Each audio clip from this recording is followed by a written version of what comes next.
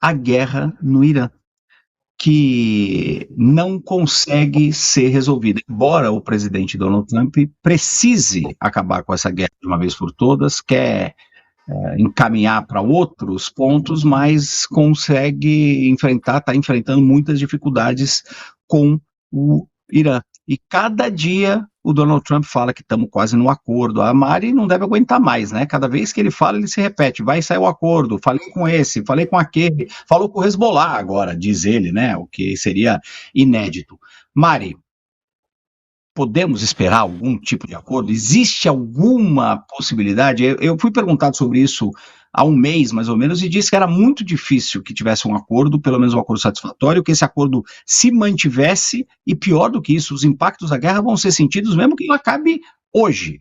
Então, qual é a sua análise aí, direto de Washington, falando com o Trump todo dia, sobre o que a gente pode esperar da guerra?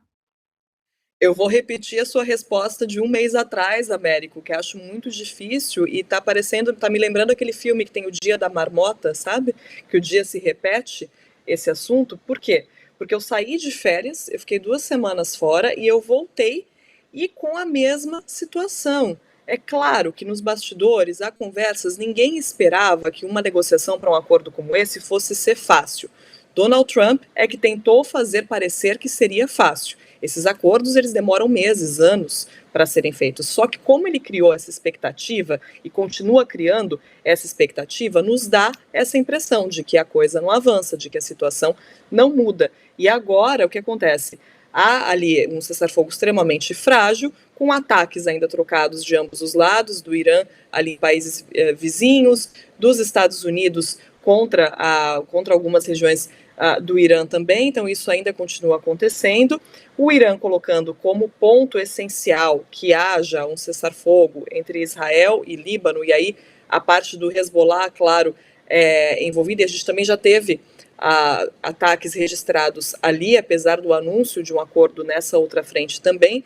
Então, a negociação é extremamente complexa agora com esse conflito de Israel e Líbano. Isso adiciona um grau de complexidade ainda maior para um assunto que já era extremamente complexo, por isso que eu digo que um acordo é difícil e vai ficando cada vez mais difícil. Trump muda o discurso, ora fala em acordo, ora fala em ameaça. Nessa semana chegou a dizer que retomaria os ataques se o Irã matasse um soldado americano, por exemplo. Então ele continua fazendo essas falas, como ele vem fazendo desde o começo dessa guerra, em que ele teve muita dificuldade de justificar para a população americana, e agora segue com dificuldade de justificar a continuidade da guerra. E, ao mesmo tempo, você tem Marco Rubio falando para o Congresso que a operação militar, porque ele não usa o termo guerra, acabou e que os Estados Unidos já saíram vitoriosos, ou seja, não tem unidade nem mesmo no próprio governo, nem mesmo na própria Casa Branca, sobre os rumos dessa guerra, sobre o que de fato está acontecendo. Enquanto isso, população cada vez mais insatisfeita, essa insatisfação se refletindo no Congresso, Câmara dos Deputados, que aprovou nessa semana uma medida para limitar os poderes de guerra de Donald Trump. Não vai entrar em vigor por uma série de questões práticas, de votações, de questões de como funciona aqui esse processo nos Estados Unidos, mas foi uma ação importante por parte da Câmara dos Deputados, que manda um sinal importante para a Casa Branca, porque republicanos do partido de Donald Trump se juntaram aos democratas. 4 republicanos. É um número pequeno, mas acaba sendo expressivo se a gente considerar todo o contexto de um partido que até então, até pouco tempo atrás, estava tentando bloquear qualquer tipo de votação nesse sentido para evitar um constrangimento para Donald Trump de ter esse tipo de medida aprovada no Congresso, ou pelo menos na Câmara dos Deputados. E aí a gente foi de um cenário desse, de um partido que estava tentando evitar uma votação, para um partido em que 4 integrantes se juntaram à oposição. Então isso é significativo, sim, é simbólico, manda uma mensagem para Donald Trump, mas o que isso vai ter de efeitos práticos é a questão. E enquanto isso, os efeitos econômicos, claro, né, como vocês falavam, vem se tornando cada vez mais longos, né, mais permanentes ainda, quanto mais essa guerra vai se arrastando. Thaís, os efeitos econômicos dessa guerra vão perdurar por muito tempo, mesmo que acabe amanhã.